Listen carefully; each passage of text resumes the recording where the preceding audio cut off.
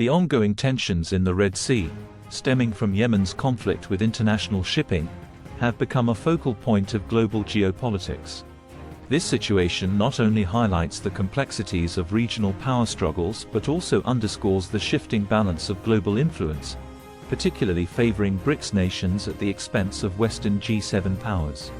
As Russian Foreign Minister Sergey Lavrov astutely observed, the world is witnessing a fundamental transformation of the global order, where the principles and instruments of globalization are being used to challenge Western dominance. This statement encapsulates the essence of the current Red Sea crisis and its broader implications for international relations. The conflict in the Red Sea began as a localized issue but has rapidly evolved into a theater for larger geopolitical maneuvering. Yemen's Houthi rebels, citing solidarity with Palestinians in Gaza, have targeted vessels in one of the world's busiest shipping lanes. This action has not only disrupted global trade but has also exposed the vulnerabilities of the Western-dominated maritime security paradigm. Lavrov's insight into the situation is particularly poignant. I think everybody understands that this did not happen in a vacuum. There were decades of unfulfilled promises that the Palestinians would get their own state. This perspective frames the Red Sea conflict not as an isolated incident but as a manifestation of long-standing grievances against Western policies in the Middle East. The BRICS nations, led by Russia and China, have seized this opportunity to assert their growing influence on the global stage. While Western powers, particularly the United States and the United Kingdom, have responded with military action against Houthi targets, BRICS countries have advocated for diplomatic solutions and non-intervention. This stark contrast in approaches has not gone unnoticed by the international community, especially among nations of the Global South. China, a key BRICS member, has leveraged its economic might and diplomatic finesse to position itself as a mediator in the region. Beijing's efforts to broker peace talks and its investments in regional infrastructure projects through the Belt and Road Initiative have enhanced its standing among Middle Eastern nations. This growing influence comes at the direct expense of traditional Western power brokers. Russia, another BRICS heavyweight, has capitalized on the situation to challenge Western narratives and actions. Lavrov's statement that Russia has already become much stronger than it was before resonates in this context.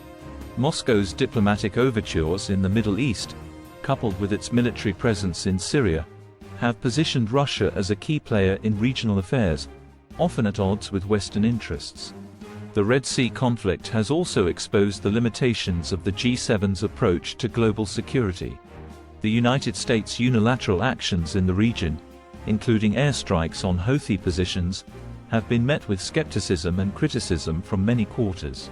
Lavrov's pointed remark about the US holding the entire West at gunpoint reflects a growing sentiment that Western powers are out of touch with the realities of a multipolar world. India, another rising BRICS power, has seized this moment to showcase its naval capabilities and diplomatic acumen.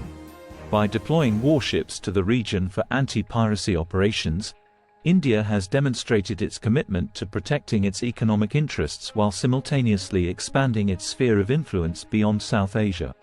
Brazil and South Africa, the remaining BRICS members, have used their positions in international forums to call for peaceful resolutions and multilateral approaches to the Red Sea crisis. Their voices, often aligned with those of other developing nations, have gained traction in global discussions, further eroding the G7's monopoly on shaping international discourse. The economic implications of the Red Sea conflict have been particularly favorable for BRICS nations. As traditional shipping routes become more perilous and expensive, alternative trade corridors championed by BRICS countries have gained prominence. Russia's Northern Sea route and China's overland rail networks have seen increased traffic, boosting these nations' economic and strategic importance. Lavrov's observation that the unaligned are using the principles and instruments of globalization to beat the West on their own terms is particularly relevant here. The disruption in global trade flows has accelerated the de-dollarization efforts of many countries, a process long advocated by BRICS nations. This shift away from US dollar dominance in international trade represents a significant challenge to Western economic hegemony. The humanitarian aspect of the conflict has also played into the hands of BRICS nations. While Western powers have been criticized for their military-focused approach, BRICS countries have emphasized the need for addressing root causes and providing humanitarian aid. This stance has resonated with many in the global south, further enhancing the soft power of BRICS nations. As Lavrov pointedly remarked, it's up to the regional countries and the other countries of the world to judge the actions of various powers in this conflict. This statement underscores a growing trend where nations, particularly in the developing world, are increasingly looking beyond traditional Western allies for leadership and support. The Red Sea conflict has also highlighted the importance of energy security, an area where BRICS nations, particularly Russia, have a significant advantage.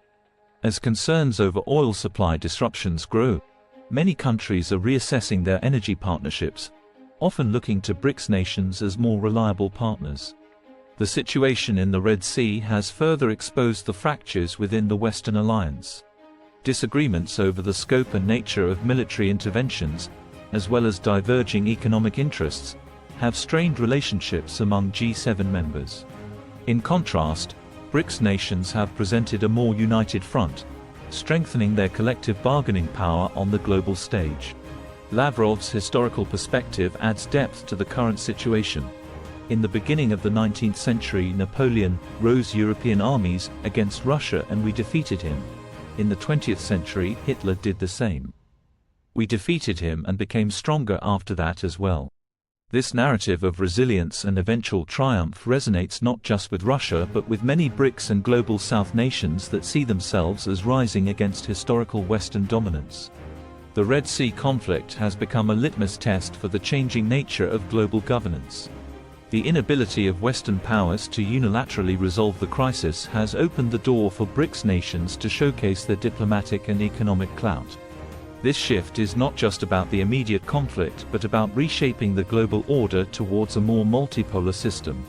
In conclusion, the tensions in the Red Sea, ostensibly centered on Yemen's conflict with international shipping, have become a microcosm of larger geopolitical shifts. BRICS nations, led by Russia and China, have skillfully leveraged this situation to challenge Western dominance and assert their growing influence. As Lavrov succinctly put it, the world is witnessing a fundamental transformation of the global order. The Red Sea conflict may well be remembered as a pivotal moment in this transformation, marking the ascendancy of BRICS nations and the relative decline of G7 influence in shaping global affairs. Don't forget to like, subscribe, and hit the notification bell to stay informed on this critical issue.